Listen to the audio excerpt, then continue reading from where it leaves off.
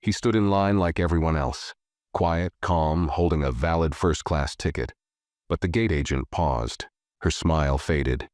"This can't be right," she said before calling security. Within minutes, he was being questioned like a criminal. No one knew who he was. No one imagined what would happen next.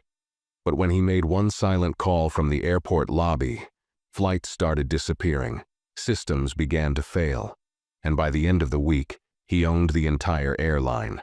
Before we start the story, comment below where in the world you're watching from today. And if you enjoy stories like this, don't forget to subscribe and turn on the bell icon so you never miss the next one. The airport was alive with its usual hum, rolling suitcases, quiet footsteps, and muffled boarding announcements echoing through the sleek terminal. At Gate 12, under soft white lights, a man in a sharp navy blue suit approached the first-class counter. His name was Elliot Graves, a man who moved with quiet confidence and spoke with the calm tone of someone used to being in control. He handed over his boarding pass and ID to the gate agent, Claire Benton, a woman in her early 40s with carefully done hair and a professional smile that faded as soon as she glanced at his face. She looked at the documents again, as if trying to find something wrong with them. Her fingers tapped the counter once. Then she looked up. "Sir, this lane is reserved for first-class passengers," Claire said, her voice tight. Elliot nodded politely. "Yes, I'm aware." Claire scanned the boarding pass, her eyes narrowing slightly. "I'll need you to step aside for a moment." "My ticket is valid," Elliot replied calmly. "I'm not saying it isn't," she said, but there was something sharp underneath her tone. Without another word, she reached under the desk and pressed the small black button hidden beneath the keyboard. Then she spoke softly into her headset. "Security to Gate 12, please. Passenger verification required." The line behind Elliot began to shift. A few people whispered. A man in business attire stepped back and looked away. A young intern standing near the gate, wearing a staff badge that read Tyler, watched everything unfold with nervous attention. Elliot said nothing. He had learned long ago that speaking too much gave people the wrong excuse. Instead, he took one step back from the desk and pulled out his phone. He typed a single sentence and hit send. Then he slipped the phone back into his jacket pocket. Two uniformed security officers arrived minutes later. One of them, Officer Raymond Blake, asked for Elliot's ID again. The other stood beside Claire, who handed them the boarding pass. "We've had some issues with fake boarding passes lately," Claire said, her words too smooth. "This one seemed off." Raymond looked at the documents, then at Elliot. "Sir, we'd like you to come with us just to clear this up." Elliot nodded once. "Of course." As he walked away with the officers, a few people in the waiting area turned their heads, pretending not to watch. The whispers grew louder. Claire folded her arms, satisfied. But Tyler, the intern, was frozen where he stood. He looked down at his phone and started typing furiously. He knew exactly who Elliot Graves was, and he also knew Altura Air had just made a mistake they wouldn't walk away from quietly. Elliot didn't say a word as he was led down a side corridor, but in his mind, everything had already begun. One small call had set a much larger machine in motion, and soon, the people behind the gate would realize this wasn't just a delay. This was a warning. The security office was cold and windowless, a quiet space meant to keep people uncomfortable without being obvious about it. Elliot sat in a steel chair across from a desk, while Officer Raymond scanned his documents again. The other officer, Jared Wilkins, leaned against the wall with his arms crossed, pretending to be casual but clearly watching closely. "I'm not seeing any problem with your boarding pass, Mr. Graves," Raymond finally said. "It's valid. So is your ID." "Then why am I here?" Elliot asked, his voice calm, his eyes steady. Raymond cleared his throat. "The gate agent flagged the pass, said it didn't match your profile." "My profile?" Elliot raised an eyebrow. "She said you didn't seem like a typical first-class passenger." There was a pause that stretched just long enough to feel heavy. "I see," Elliot said, leaning back slightly in the chair. "And what happens now?" Raymond looked uncomfortable. "You're free to return to the gate. I'll escort you back personally." Elliot stood up slowly. "No need. I'll wait here a moment." He pulled out his phone again, typed another message, and sent it. This time he didn't return it to his pocket. He held it in his hand and glanced down at the reply that came within seconds. "Protocol Atlas activated. Containment initiated." Meanwhile, back in the terminal, Tyler couldn't stop thinking about what he had just witnessed. He worked for the IT department part-time while finishing his degree. He didn't know Elliot personally, but he had studied his work. Everyone in tech had. Elliot Graves was the founder and CEO of Etherian Systems, the company that built the backbone of most of the country's airport traffic software, including the systems Altura Air used for their reservations, scheduling, and flight operations. Tyler sent a quick message to his supervisor in the IT hub. "Something happened at Gate 12. Graves was pulled by security. You need to tell Alex." In the IT room on the lower level, Alex Monroe, the department head, read the message and nearly dropped his coffee. "Number no," he muttered. He immediately pulled up a secure terminal and began reviewing the system logs. "Get me everything on the last 20 minutes at Gate 12, he told his team. "And do not breathe a word to anyone outside this room." Back in the security office, Elliot received another message. "Initial scans complete. Target systems mapped. Internal exposure in progress." Elliot put his phone away and turned to Raymond. "You can let me go now. I have a flight to board." Raymond nodded and opened the door. Elliot stepped out, buttoned his jacket, and walked with the same quiet confidence he had walked in with. But the airline hadn't just delayed a passenger. They had just triggered a chain reaction that had been waiting for years. Long before Elliot Graves ever built an empire, he had been a quiet boy sitting in the back of crowded classrooms, scribbling equations into the corners of cheap notebooks. He grew up in a forgotten part of Cincinnati, raised by his grandmother after his parents died in a house fire that took everything except a box of old photos and a cracked laptop his father once used for work. At 10 years old, Elliot rebuilt that laptop with second-hand parts. At 11, he taught himself basic programming from outdated library books.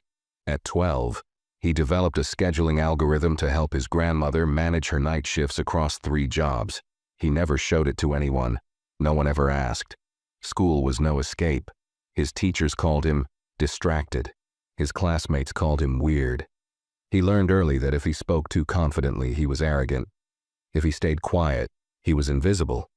Neither option protected him from the stares or the questions when he did something that didn't match what people expected of a kid like him. One winter day, in a crowded classroom with flickering lights, his math teacher, Mr. Holloway, watched him finish a complicated equation on the board that no other student could solve. After class, the teacher stopped him in the hallway. "You didn't copy that from anywhere?" Mr. Holloway asked. Elliot shook his head. "It's just pattern recognition." "You see patterns like that often?" "All the time," Elliot said simply. Mr. Holloway nodded and didn't say much else. But 2 weeks later, Elliot found himself with a mentorship application in hand, submitted on his behalf to a national science program he didn't even know existed. That program changed his life. It led to a scholarship, then to research labs, then to investors. And each time, people told him the same thing in different ways. "You're very impressive, especially considering where you came from. You're a rare one. You don't look like the others we usually see in this field." He learned to smile politely, take the opportunity, and never forget how it started. Years later, after building Etherian Systems from scratch, Elliot had more than just money. He had infrastructure. His software ran everything from airport scheduling to traffic light grids in 70 cities. But even then, even with all of it, moments like the one at Gate 12 kept happening. It wasn't about who he was. It was about who they thought he couldn't be. And now, for the first time, he wasn't just walking away. He was going to answer it, with silence, with data, and with precision. Inside Altura Air's corporate headquarters, the morning meeting had just begun when an urgent message interrupted the agenda. Bradley Knox, the chief operations officer, glanced at his phone and frowned. Someone just flagged a high-profile incident at Washington International. Passenger removed from a first-class gate by security. Name's Elliot Graves. There was a long pause. Tessa Lindstrom, head of public relations, looked up sharply. The Elliot Graves from Ethereum? Bradley nodded. Apparently, yes. Tessa's face paled slightly. His company built our back-end systems. If there's even a whisper of discrimination. We handle it quietly, CEO Derek Langford cut in, waving a hand. We issue a generic statement. Blame it on a misunderstanding. These things happen. Not with someone like Graves, Tessa said slowly. He's not the kind of man who rants on social media. If he's quiet, we should be worried. Derek rolled his eyes. The man got pulled aside for 5 minutes. He still made the flight, right? He'll forget it by tomorrow. But Tessa didn't look convinced. She already knew this wasn't over. And deep inside Altura's IT department, Alex Monroe was staring at a screen that told him something far more dangerous was unfolding. Guys, something's not right, Alex said, standing up and addressing his team. We're getting conflicting data from our scheduling nodes. 2 systems are pushing different departure logs for the same aircraft. A junior tech, Neil, turned from his screen. That's not possible. Those nodes are synchronized hourly. They were, Alex said. Now they're not. Meanwhile, back in the airport, Tyler stood frozen near the gate watching passengers board. His phone buzzed again, this time a message from someone inside Ethereum's network. We've noticed internal access points at Altura behaving irregularly. Was Graves mistreated? Tyler's fingers trembled as he replied, yes. It was public. It was bad. On the 2nd floor of the airport, Elliot stood at the edge of the terminal window, watching planes taxi across the runway. His phone vibrated quietly. Phase 1 complete. Mapping architecture. Multiple entry points found. Containment spreading. He slid the phone back into his pocket. The flight he was meant to board had already taken off without him. That wasn't the destination he cared about anymore. Tessa Lindstrom sat in her office with a tight grip on her phone, staring at the paused video footage on her screen. It showed Gate 12 from a distance, low quality, shaky, but clear enough. There was Elliot Graves calmly handing over his documents. There was Claire, stiffening after seeing his name. And then there was the part no PR team could ever erase. Claire stepping away from her post, calling security, and whispering something with that unmistakable expression of quiet contempt. The audio wasn't clear, but the body language told a story no press release could soften. Tessa had already seen this sort of thing spiral. But this was different. This wasn't a celebrity or an angry influencer. This was a man whose influence ran deeper than the internet. Quiet, measured, and dangerous, not because of emotion, but because of preparation. She grabbed her phone and called Derek. We have a real problem, she said, skipping the formalities. I told you we'll handle it, Derek replied, annoyed. It's already being drafted. We'll say the gate agent misunderstood something. Issue an apology, put her on temporary leave and make it go away. You don't get it, Tessa said, her voice sharper now. He's not reacting because he's mad. He's reacting because he's been waiting for this. This wasn't an outburst, this was a signal. A signal for what? Check the back end, she said. Ask it how stable our systems are right now. Then ask yourself why we've had 4 check-in delays, 2 double bookings, and a gate reassignment error in the last hour. Derek laughed it off, but the doubt was starting to settle behind his eyes. Down in the IT department, Alex Monroe's team was working in near silence, faces lit by screens filled with errors that made no sense. Routing glitches, broken code references, conflicting timestamps. We're being torn apart from inside our own system, Neil muttered. Another engineer, Laura, scrolled through the activity logs. It's like someone's walking through the walls, rearranging things, but leaving the doors locked behind them. No brute force entries, just knowledge. Alex looked at the network map. He's not hacking us. He's just turning off the lights one by one. and we can't even see where he's standing. Meanwhile, at a small cafe near Terminal D, Claire Benton sat with her arms crossed and a self-satisfied smirk on her face as she spoke to two other gate agents. I was just doing my job. He didn't look like a first-class passenger. He didn't belong there, she said, sipping her coffee. One of the women chuckled nervously. The other said nothing. From a nearby table, Tyler overheard every word. His jaw clenched and his hands shook slightly. He wasn't just angry anymore. He was disgusted. The way Claire had spoken, the pride in her voice, like she had stopped something dangerous from happening, when all she had done was expose a rotting foundation that everyone else pretended wasn't there. He texted Alex. She's bragging. She thinks she did something right. The reply came quickly. Good. Let her talk. Every word helps. Elsewhere, Elliot stepped into a black car waiting outside the terminal. The driver didn't speak.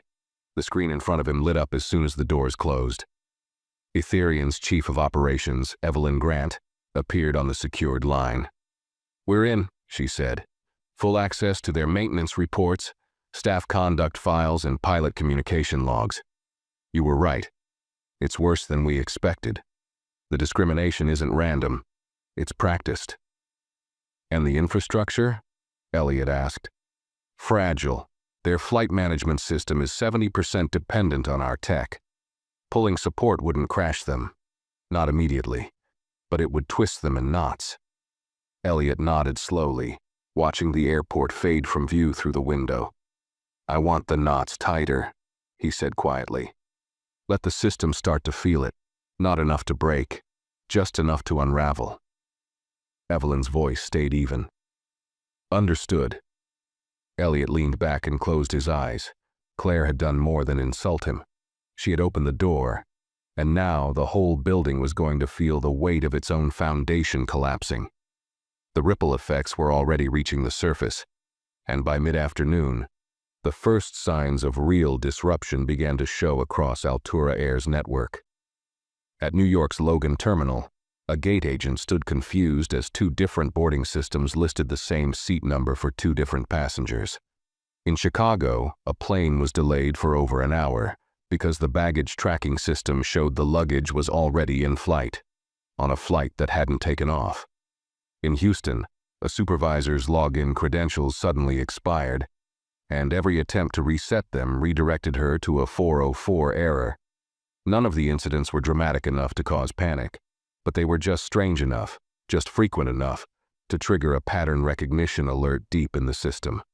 Inside Altura's Central Operations Center in Atlanta, the core team gathered around a giant digital map showing real-time flight status. Alex Monroe stood off to the side, arms folded, watching his colleagues panic as one error after another popped up on the display.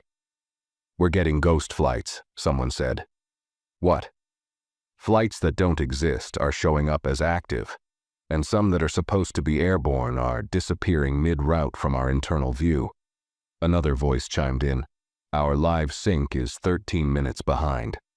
That's never happened before. Tessa arrived moments later, pushing through the glass doors with her phone still pressed to her ear.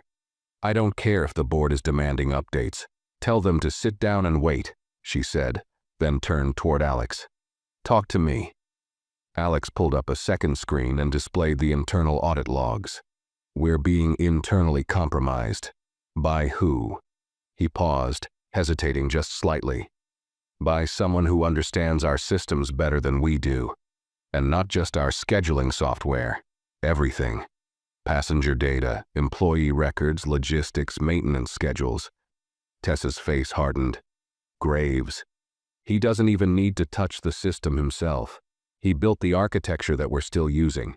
All he has to do is give instructions, and his people know exactly where the weak spots are. She rubbed her forehead. Is it sabotage? No, Alex said. It's quiet chaos, controlled. No alarms, no explosions. Just slow suffocation. Across town, at a sleek office tower overlooking the city, Elliot sat with a small team in a private boardroom. A screen displayed lines of code, maps of systems, and flagged internal messages pulled from Altura's staff channels. Some were disturbing, others were damning. "Look at this one," Evelyn said, zooming in on a chat log. A regional supervisor told a gate agent in Miami, "Don't let the premium class get too crowded with the wrong profiles. It changes the perception." That was last month. Elliot didn't flinch. And the paper trail. HR flagged 6 similar incidents over the last year, all involving Black or Latino passengers being reassessed for boarding eligibility without cause. None were formally addressed. He looked at the screen in silence. Then he opened a folder on the table and pulled out a document. "Here's what they care about," he said, sliding it forward. It was a quarterly investor report from Altura, highlighting projected profits tied to their exclusive passenger loyalty program, the same program that flagged Elliot as a non-matching profile for first class. "They wrapped discrimination in policy and sold it as exclusivity," Evelyn said. "They always do," Elliot replied. Just then, Tyler's message arrived on Elliot's secured line. "Claire is still bragging. Says she was trained to spot outliers in first class." Elliot showed the message to Evelyn. "That's going to be useful," she said. "Send him protection," Elliot replied. "Discreet but visible. If they start looking for someone to blame, he'll be the first target." Back at the airport, Tyler stepped outside for air, his thoughts racing. Everything he had seen, everything he had heard, it wasn't just a mistake anymore. It was a structure, a pattern. And the man they had dragged away like he didn't belong was now pressing his hand down on every crack in the wall. Meanwhile, Derek Langford sat in his top-floor office with a cigar half-lit and the news playing low in the background. He hadn't noticed yet that the story scrolling quietly across the bottom of the screen was about him. Altura Air faces backlash after racial profiling incident. Video raises questions about company practices. His assistant rushed in a moment later, pale and sweating. "You need to see this," she said, holding up her tablet. Derek took it, annoyed, and hit play. It was the Gate 12 footage, and this version had captions. Every stare, every word, every silence. By the end, his jaw was set tight. Where did this come from? Someone leaked it to the press. It's already hit 2 major networks. And there's more coming.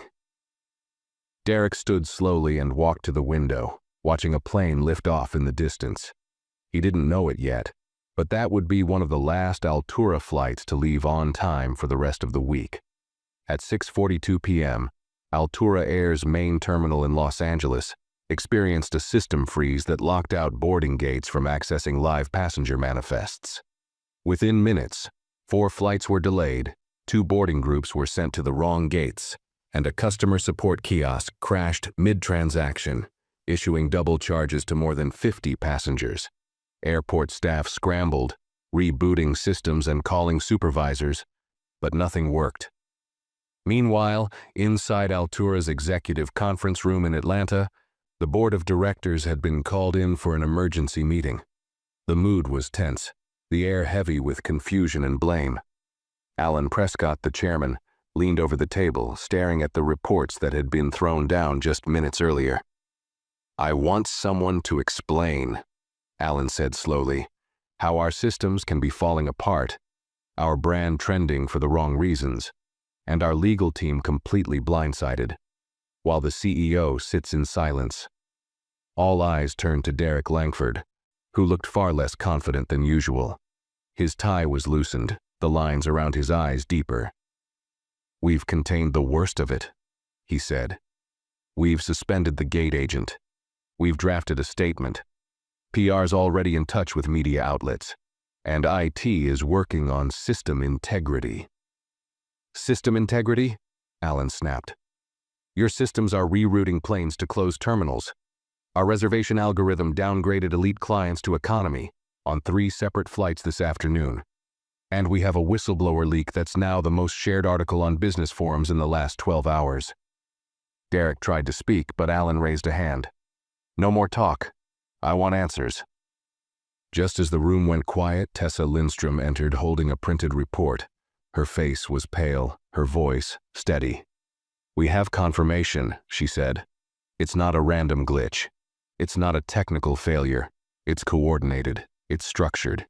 It's coming from inside our own systems, our own architecture, and we know who's behind it. She placed the report in front of Alan. "It's Graves," she said. "Elliot Graves." There was a collective pause. "He hasn't breached any laws," Tessa continued. "He's using his access legally, through the systems we still license from his company. He's not hacking us. He's pulling back support, piece by piece, silently, but visibly enough to make sure we notice." "And why?" one board member asked. "For revenge?" "No," Tessa said. "For accountability." Across the country, in a secured glass tower in San Francisco, Elliot stood before a floor-to-ceiling screen displaying Altura's operational grid. Red flags lit up across different nodes: New York, Atlanta, Denver, Los Angeles. Evelyn stood beside him, flipping through a tablet filled with logs, system errors, and internal messages flagged for review. "They've issued an apology," she said. "A public one, short, shallow. No ownership, no policy review. Just a classic case of regret the experience." Elliot didn't respond right away. His eyes were fixed on the grid. "And the board?" he asked. "Panicked. They're scrambling for damage control, trying to figure out whether to fire Derek or let the storm pass." Elliot walked over to the screen and tapped on one of the red flags. "Trigger Phase 2, he said. Evelyn nodded. "Already in motion, internal HR archives decrypted. 6 years of ignored complaints. 5 confirmed incidents of racial profiling swept under the rug. 4 sexual harassment claims forced into NDAs. And maintenance records showing falsified clearance checks on at least 9 aircraft." "They'll try to bury it again," Elliot said. "They can't," Evelyn replied. "We're not sending it to them. We're sending it to the press. Simultaneously, tomorrow morning." Back at the airport, Tyler sat alone in the break room, scrolling through social media. The video of Elliot being pulled aside had now been clipped, slowed down, captioned, and shared over 100,000 times. People weren't just angry, they were connecting dots.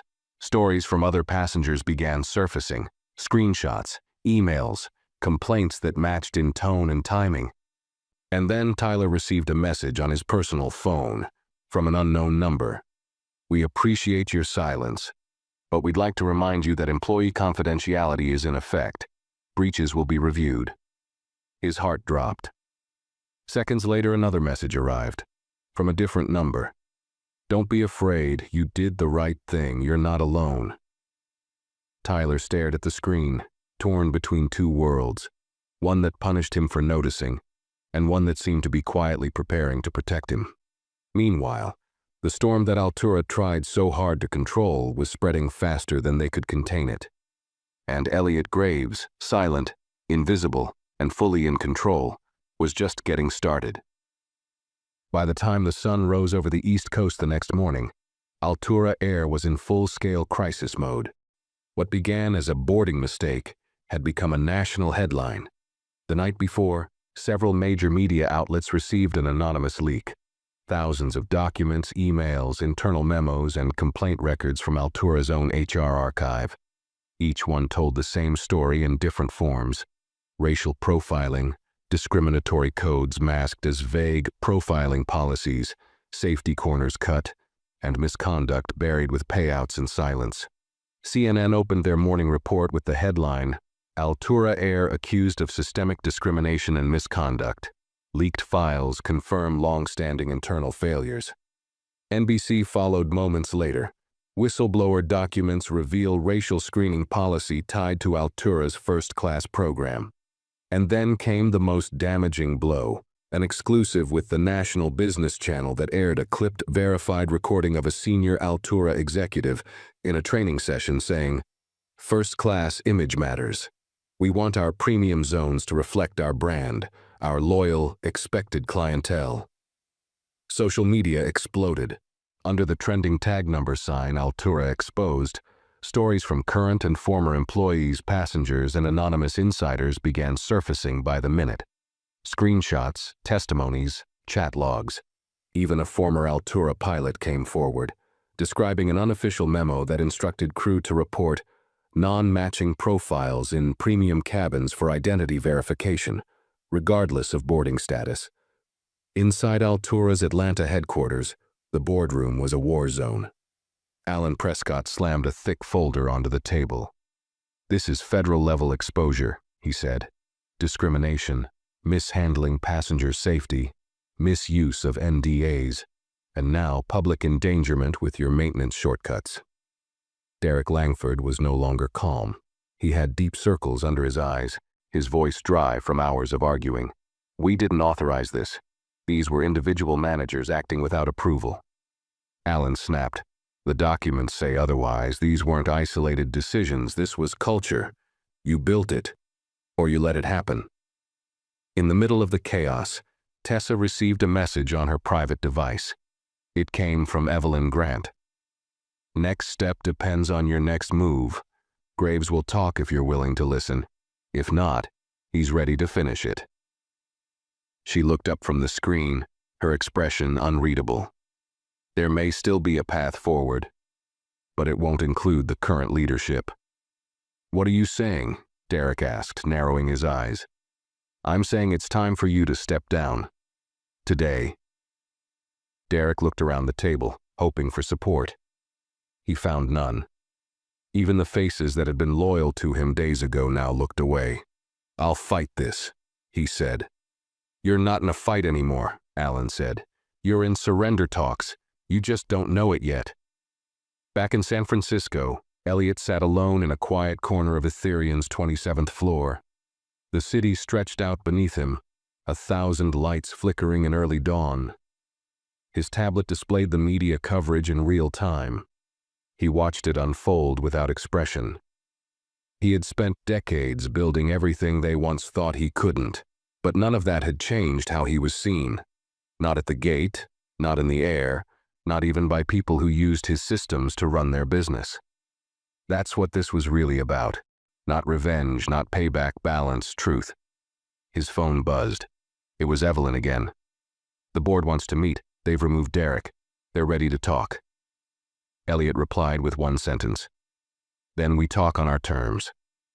Across the country, Tyler was sitting in a private conference room in the airport's HR department. He had been called in under the guise of a routine performance review.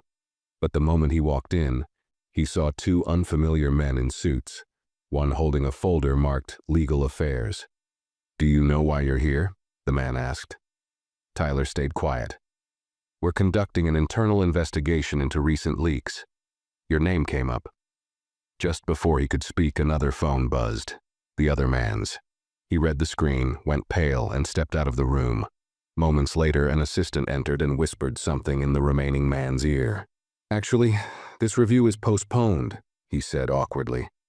"You're free to return to your shift." Tyler didn't move. "What just happened?" "We were given a correction about your role in all of this."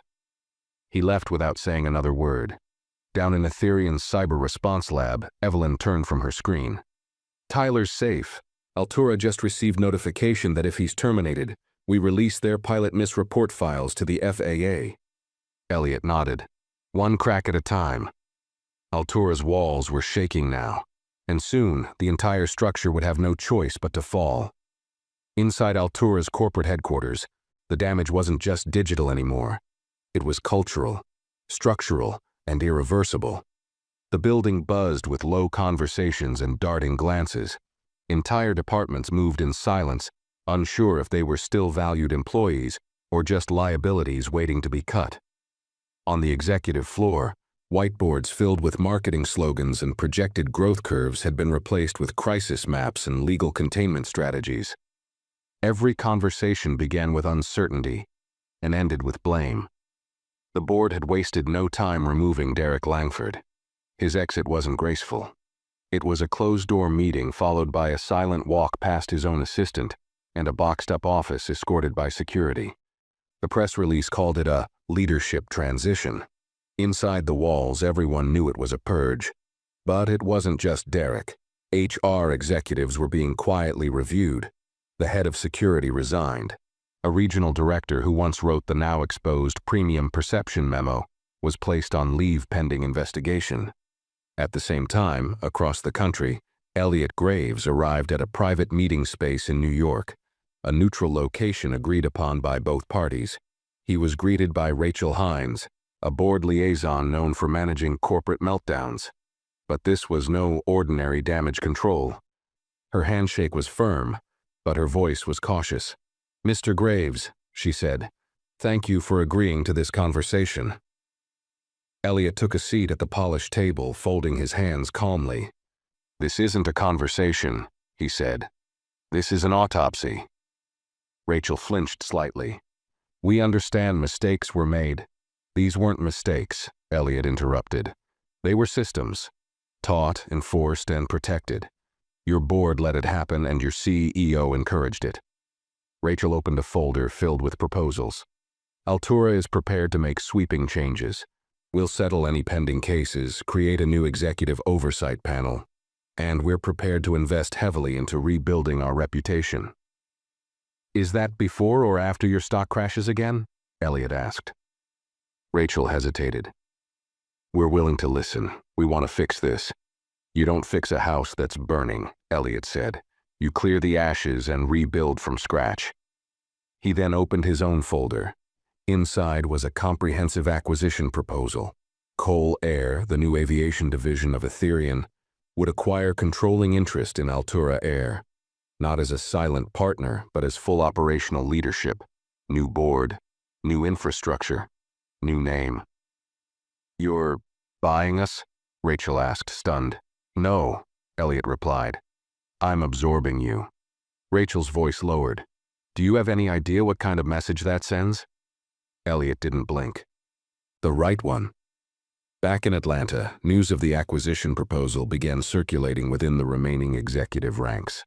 Bradley Knox, the now interim CEO, paced his office, staring at the internal memo that had just landed in his inbox. "Elliot Graves submits formal offer to assume control of Altura Air's assets and operations." It didn't feel real. He turned to Tessa, who had just walked in. "If the board accepts this, we lose the company." Tessa replied flatly, "We already lost it. He's just collecting what's left." And she wasn't wrong. Across the city, protesters had gathered outside Altura's local office buildings, holding signs that quoted from the leaked documents. "Not a matching profile. Keep first-class zones clean."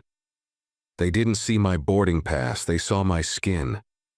Employees watching from the windows knew the faces on those signs, knew the stories. Some had stood beside those passengers. Some had stayed silent. Inside the media world, Elliot's silence became louder than words.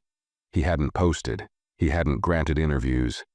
But his team was everywhere, fact-checking, protecting whistleblowers, releasing structured documents to trusted journalists, always a few steps ahead. One particular file shook the industry, a set of internal engineering reports from Altura's maintenance division.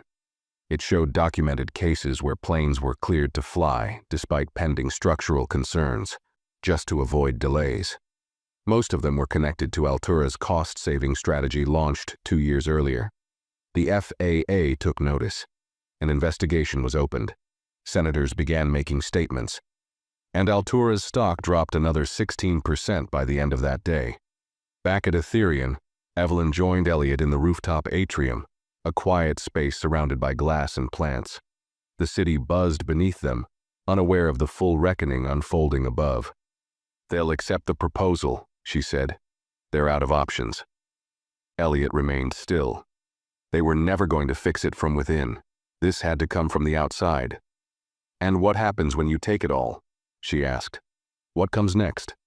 "We change what flying feels like," he said. "We change who belongs in the sky."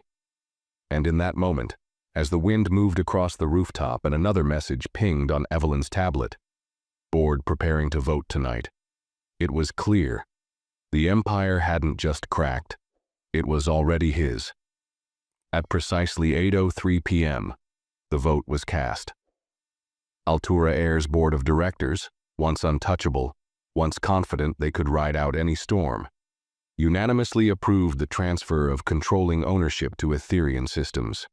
The moment the vote was finalized, a quiet notice went out to key departments: legal, finance, internal systems, and brand operations. It wasn't a hostile takeover, it was a surrender. But it didn't feel like victory for anyone inside Altura. The silence across their internal communication channels spoke louder than any announcement. Employees who had once laughed off complaints or brushed aside internal memos now scrolled through the headlines with trembling fingers. They were reading the truth in real time, knowing full well that the person who had been treated like an outsider at Gate 12 had just walked into the captain's chair of their entire organization. And Elliot Graves hadn't said a word to the public. He didn't have to.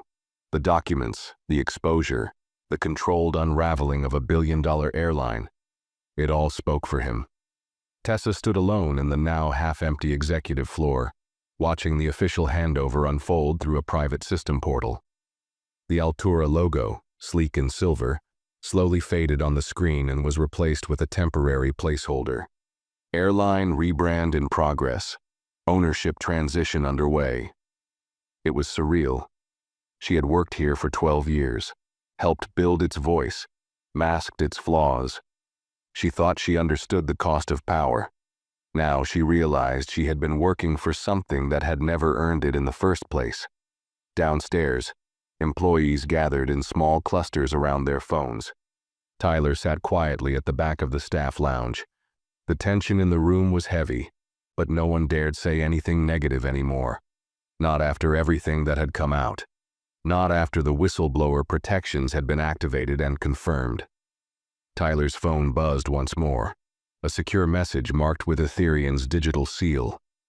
"Thank you for speaking up. You're being transferred to the rebuild team. Full protection. Priority clearance. Welcome aboard." He stared at the message for a long moment. Then slowly, his shoulders relaxed. He hadn't just kept his job. He had become part of the change. On the upper floors, Bradley Knox stood inside his office, boxed files on his desk, and his nameplate already removed. A small screen showed the latest news ticker. Altura Air acquired by tech giant. Industry shakeup expected. Graves to lead new vision in air travel. First class no longer means only certain faces. His eyes narrowed at that last line. In another world, he might have laughed. But now he was simply irrelevant. Just another executive who had failed to see the shifting tide until it swallowed him whole. At Ethereum HQ, final transition calls were underway. Evelyn coordinated department leads as they prepared for the overnight data migration. System control would shift at midnight. Legal handoffs, financial alignment, vendor reevaluation. Everything that made a company function was now being rewritten, digitally, structurally, and ethically. Elliot remained calm through it all. He watched the legal documents finalize on his screen, thousands of lines of policy code being replaced. One by one, no speeches, no spotlights, just action. But as the hour turned, he finally stood, walked to the main operations deck, and looked out at the map. Altura's routes, once scattered with red flags, were slowly stabilizing under Ethereum's new framework. Flights would resume with stricter protocols. Staff training would restart from scratch. Passenger profiling would be erased, replaced by equity enforcement measures that couldn't be overwritten. Beside him, Evelyn gave a quiet nod. It's done. And for the first time in days, Elliot allowed himself a breath. But he wasn't thinking about Altura anymore. Not about the vote. Not even about the power. He was thinking about that moment at Gate 12, about Claire's face, about the pause, the unspoken disbelief that a man like him could stand where he stood and belong. That pause wasn't just about her. It was about every door they kept locked for people who didn't look like the usual guests. That door had just been torn off its hinges, and now he wasn't stepping through it. He was rebuilding the room.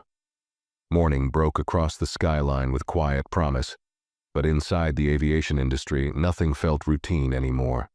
Altura Air was gone, not in name alone, but in principle. The airline that had once prided itself on exclusivity, polished image, and coded policies had surrendered not just its ownership, but its entire identity. Ethereum's transformation plan had already begun, and by dawn, new teams were entering terminals once controlled by Altura, wearing badges that no longer bore the old silver emblem. The media had moved from speculation to certainty. Every major outlet now referred to the airline by a new, temporary name, Coal Air, after Elliot's late father, an understated tribute that appeared on internal transition memos and was quietly confirmed by Ethereum's spokesperson. It wasn't flashy. It wasn't part of a marketing campaign. It simply was a symbol of what this new chapter would stand for: accessibility, truth, and earned presence. Inside one of the terminal offices at Washington International, Claire Benton sat in a glass-walled conference room. She wasn't working. She was being reviewed. Two compliance officers from Ethereum's internal ethics division sat across from her, calm but firm. The room was stark. No legal team, no buffer. Claire had watched the world turn upside down in 3 days. Her name, once unknown outside her employee tag, was now attached to the face of corporate profiling. She had deleted her social accounts, avoided calls. She had told herself that she was just following protocol, that she wasn't the one who made the rules. But the man across from her, Darren Price, leaned forward slightly and broke that illusion. You weren't following protocol. There's no policy that asks you to question a valid ID and boarding pass. You made a choice, a familiar one. Claire stiffened. I've treated all passengers fairly. Darren cut her off gently. Then why are the majority of your flagged incidents tied to passengers of color?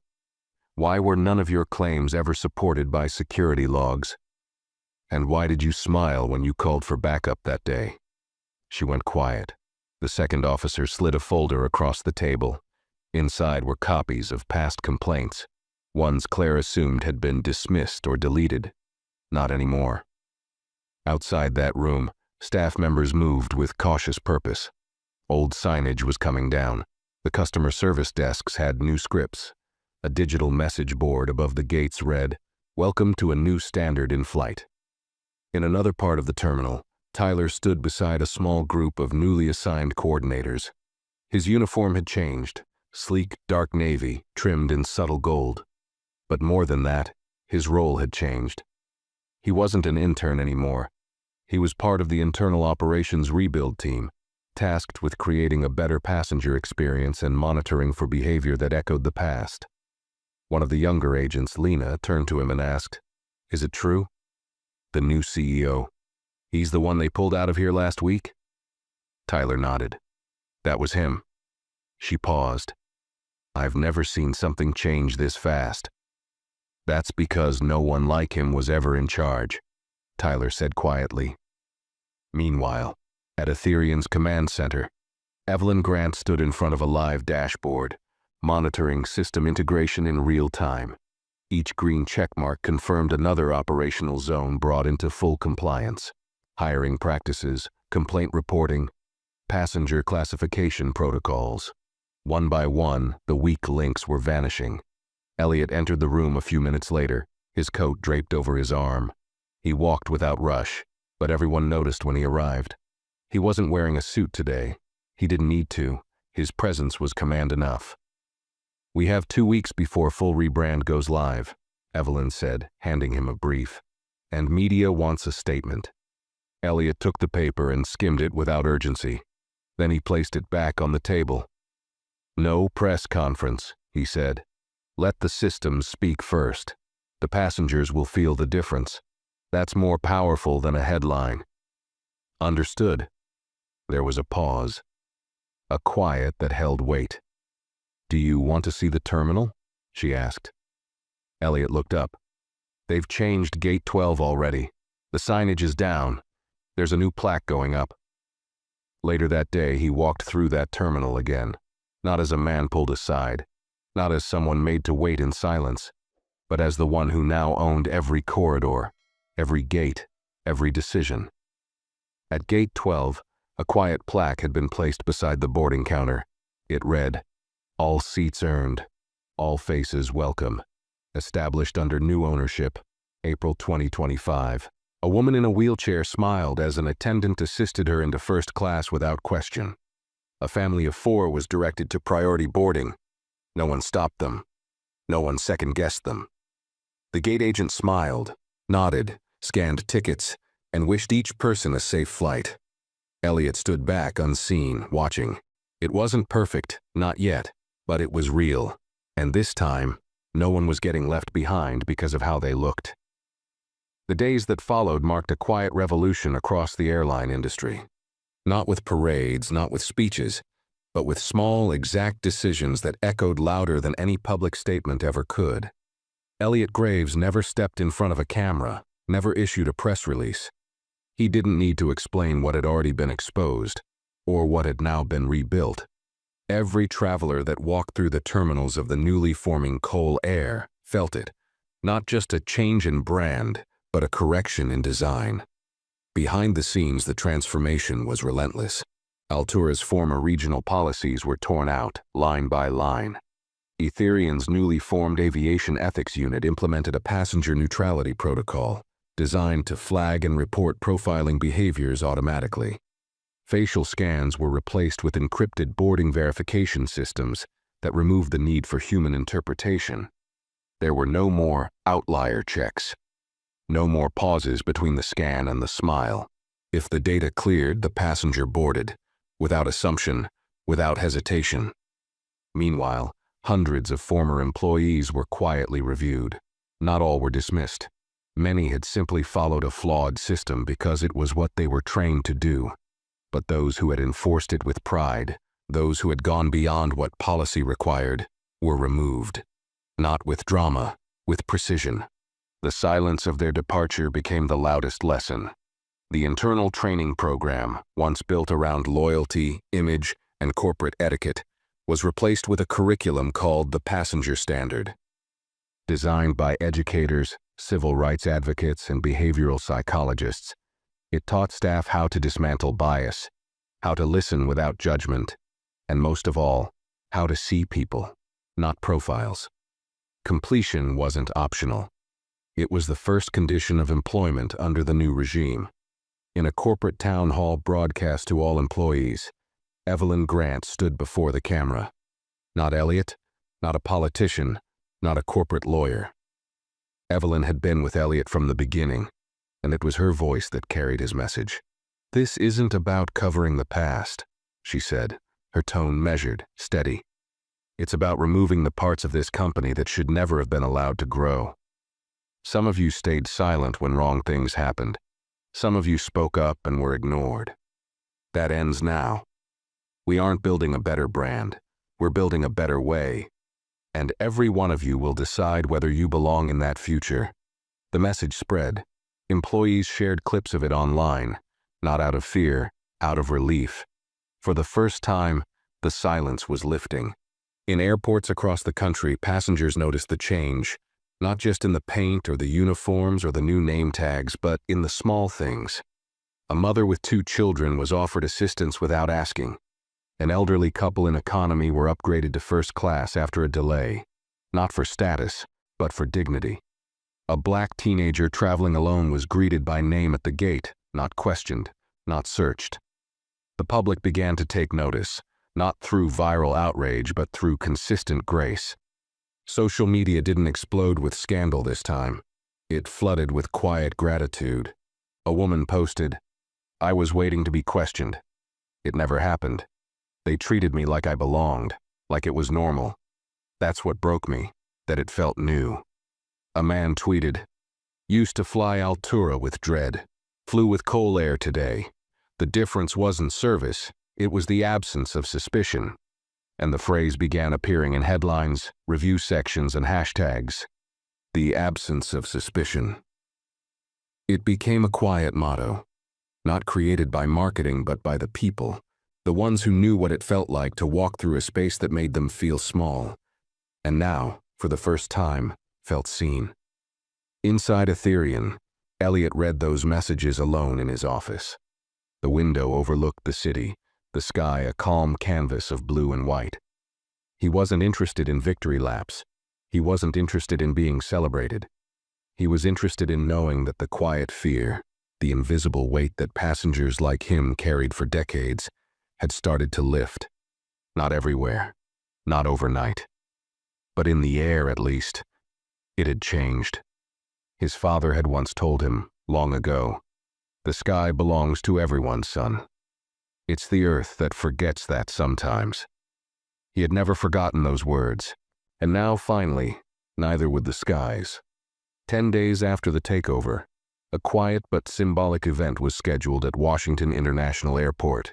No press was invited, no stage was built, no microphones, no crowd. It was held early in the morning before most flights had even started boarding. Just a modest gathering in front of Gate 12, the same gate where Elliot Graves had once been told, silently but clearly, that he didn't belong. A new plaque had already been placed, but this time it wasn't a slogan. It was a list of names. Not celebrities, not executives, but passengers. People who had been wrongfully flagged, removed, downgraded, or detained under Altura's past profiling discretion policy. Names that had never made it into news articles but whose complaints were quietly buried in files, dismissed with apologies, or erased by settlements. The list wasn't long. It wasn't meant to be. It was meant to be seen. At the center of the gathering stood Elliot, dressed in a simple charcoal jacket, no title tag, no speech in hand. Next to him stood Lillian Owens, a retired school teacher who had once been removed from a flight and questioned for traveling alone in first class with a prepaid ticket. She was 72 now, and had never flown since that day. Until now. "Mr. Graves," she said softly as he helped her stand at the gate. This feels like something I thought I'd never live to see." "You helped build it," he replied. "Your silence would have made it easier for them.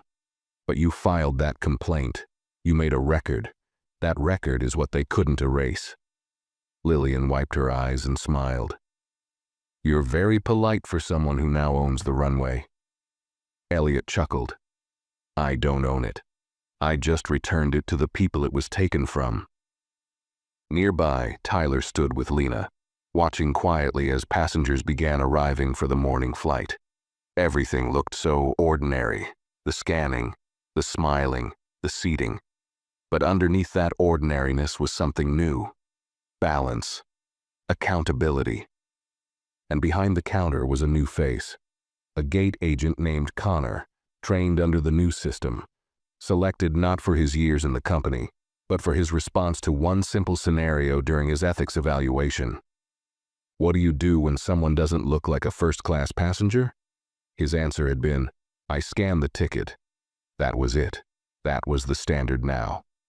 Connor greeted the passengers with calm professionalism. He didn't look at anyone twice. He didn't lean on his own instincts. He followed what was true. The data, the status, the person, not the assumptions. As the flight began to board, Lillian stepped forward first. She handed Connor her pass. He scanned it. It beeped. He smiled. "Welcome aboard, Ms. Owens, first class seat 2A, right down the aisle." She paused, just for a second, like her body wasn't used to being welcomed in places that once denied her. And then she stepped forward. After she passed through, Elliot remained standing, watching each person board. There were no whispers, no glances, no unspoken questions in the air. Just motion, order, respect. Back at Ethereum's command center, Evelyn received a security confirmation. The new gate procedures had officially replaced all legacy screening scripts across every airport Cole Air served. A full policy overwrite, 3 weeks ahead of schedule. She sent a silent nod to her team, then walked to her office window and opened the file she had saved since day one. Elliot's initial incident report from Gate 12. The final stamp had been added, resolved, accountability completed, system rewritten. But the story hadn't ended. It had expanded. The FAA had opened industry-wide audits. Other airlines began scrambling to review their own internal conduct. CEOs were suddenly taking questions about passenger neutrality and gate-level discretion. Investors were asking how their companies screened for bias, not just in policies, but in behavior. And in schools across the country, young black students began citing Elliot Graves in essays, not just for building infrastructure or running a tech empire, but for something greater, proving that quiet dignity, when backed by knowledge and patience, could shift an entire system. One headline in a national education journal read, "The man who didn't raise his voice but raised the standard." That evening, as the last Coal Air flight touched down in Los Angeles, Elliot stood alone in his office, looking out at the city lights. He knew there would be more battles ahead. Culture didn't change overnight. Bias didn't vanish with a policy. But he also knew this. The sky was no longer a place that judged you before you even left the ground. It had become what it was always meant to be: open, level, earned. And that was only the beginning. It had been exactly 1 month since the incident at Gate 12. 1 month since a quiet, steady man was told, without a single raised voice, that his presence didn't match the seat he had paid for.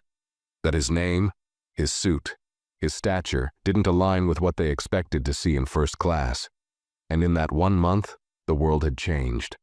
Not dramatically, not all at once, but in carefully measured ripples that had spread from one boarding gate to boardrooms, to media outlets, to classrooms, to homes.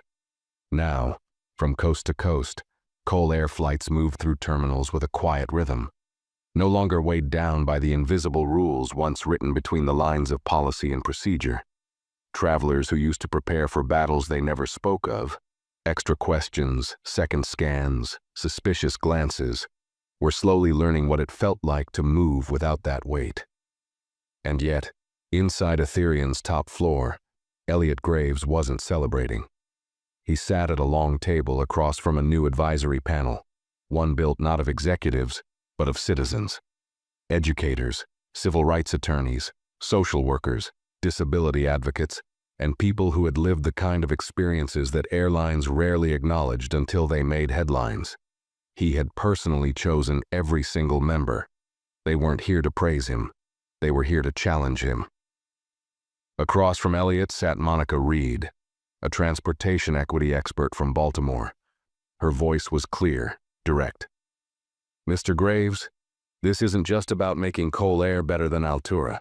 If we stop there, we've failed. Your platform gives you power most CEOs can only dream of.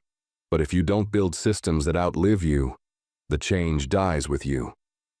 Elliot nodded once. "That's exactly why this panel exists. I don't want a clean airline. I want an unbreakable standard." To his right, Jonas Bell, a veteran wheelchair user and frequent flyer, added, "Then you need to expand this mission to include accessibility, not just compliance, humanity, dignity.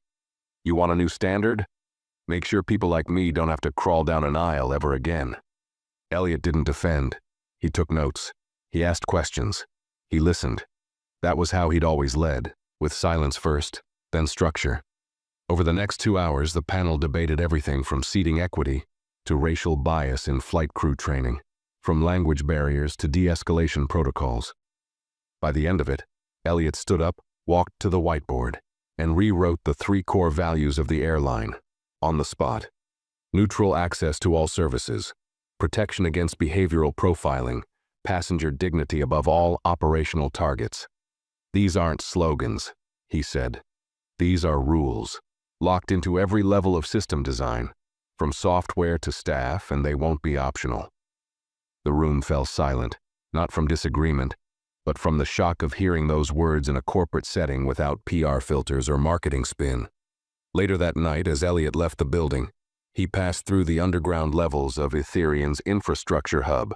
Walls of servers blinked softly, maintaining the nervous systems of Coal Air's new operational model. What once ran Altura's flawed internal pathways now worked in reverse, flagging discrepancies in treatment, building silent profiles not of passengers, but of staff behaviors, gate-level data, and customer interaction outcomes. It wasn't about surveillance, it was about truth. Back at Washington International, a young man named Marcus Ellison, a journalism student from Howard University, arrived at Gate 12 with a handheld camera. He wasn't a viral content creator. He wasn't making clickbait. He was working on a student documentary, What Changed the Sky. He hadn't expected access. But when the security lead saw his school ID and project outline, he didn't call a manager. He didn't hesitate. He said, "Come on through." Marcus spent the day recording. Not chaos, not confrontation, just peace. He filmed passengers getting treated like people. He filmed a blind traveler being walked to her gate with patience. He filmed a young boy asking the flight crew if Mr. Graves really flies sometimes, and the crew member answering with a smile, "He flies quietly, just like he works." That evening, Marcus uploaded a rough cut of the footage. No narration, just music, soft and slow. The caption read, "This isn't a story of protest. It's the sound of something working the way it always should have." It went viral within hours, not because it was dramatic, but because it was unfamiliar. For so many, dignity had always been the exception. Now, for the first time, it was the design. And in a quiet office, miles away, Elliot Graves watched the video alone. He didn't smile. He didn't cry. He just leaned back in his chair, closed his eyes, and finally allowed himself to feel the weight of what had shifted. Not just an airline, but a reality. 3 months later, the transformation was complete.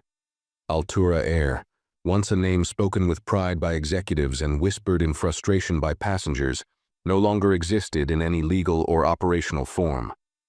Every gate, every cabin, every policy, and every face in uniform now represented Coal Air. Not just a new name, but a new philosophy, embedded into the core of its very design. The change hadn't been easy. There were missteps. There were learning curves. Not everyone had adapted. Some had resisted and walked away. Others had stayed and relearned what it meant to serve the public without judgment, without assumption, without coded behavior. But those who remained knew they were part of something real, something earned. And on a quiet spring afternoon, Elliot Graves stood once more at Gate 12, the place where it had all begun, not as a passenger this time, and not as a protester. As the owner, as the architect. But even now he wore no badge. No crowd followed him. He blended in just as he had the first time, suit neat, expression calm, posture steady. Around him, the gate operated like any other. Flights were on time. Passengers moved smoothly. Children laughed. An elderly woman in a floral hat was gently assisted to the priority lane.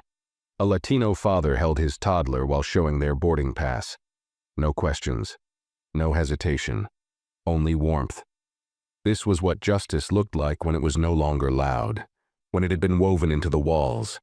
Across from him, on the opposite side of the lounge, Claire Benton sat silently with her lawyer. She had requested a final meeting, a personal one. Not for her job. She knew that part of her career was over, but for closure. She wanted to look him in the eye. She didn't know if he would agree. And yet, when he saw her, Elliot approached without pause. She stood, uncertain. "I didn't call for a fight," she said quickly. "I don't fight," Elliot replied. "I listen. That's how all of this started." Claire lowered her gaze. "I didn't think about what I was doing that day. I saw what I was trained to see, and I let it guide everything." "You weren't trained to see people," Elliot said. "You were trained to sort them." "I know that now." There was silence between them. No apology could undo what had been done. And Elliot didn't ask for one. Instead, he offered her a simple truth. "I didn't build this airline to get back at you," he said. "I built it so that no one would have to be you, or face you, ever again." She nodded slowly. "I understand." With that, he turned and walked away, not out of coldness, but completion. Some stories don't end with reconciliation. They end with clarity. That evening, Coal Air hosted a private quiet ceremony at their new corporate terminal in San Francisco. Not for donors, not for executives. For the people who had helped make the change happen. Whistleblowers, passengers, volunteers, community leaders, tech engineers, and even former employees who'd chosen to stay and grow. A large glass wall had been installed near the entrance, etched with hundreds of small names. Not of founders, but of those whose stories had once been erased. At the center of the wall, one phrase was carved in brushed steel. Every seat a right, every face a welcome, every journey respected. As twilight fell, Elliot stood at the far end of the terminal, watching a group of children board a flight with their school chaperone, laughing, excited, dressed in matching t-shirts that read "Dream Big, Fly High." He remembered standing at that gate months ago, remembered the silence, the suspicion, the humiliation that didn't scream but stung just the same. And now, it was gone. Not because someone was fired, not because someone was punished, but because the system had been rewritten by the very person it tried to exclude. It was never just about a seat on a plane. It was about making sure the rules didn't shift depending on your face, your name, or your silence. And as the sun dipped below the horizon, casting long golden shadows over the runway, Elliot Graves took a deep breath, and for the first time in a long time, he felt light. He felt home. He felt the sky finally belonged to everyone. If this story moved you, make sure to give it a like, share your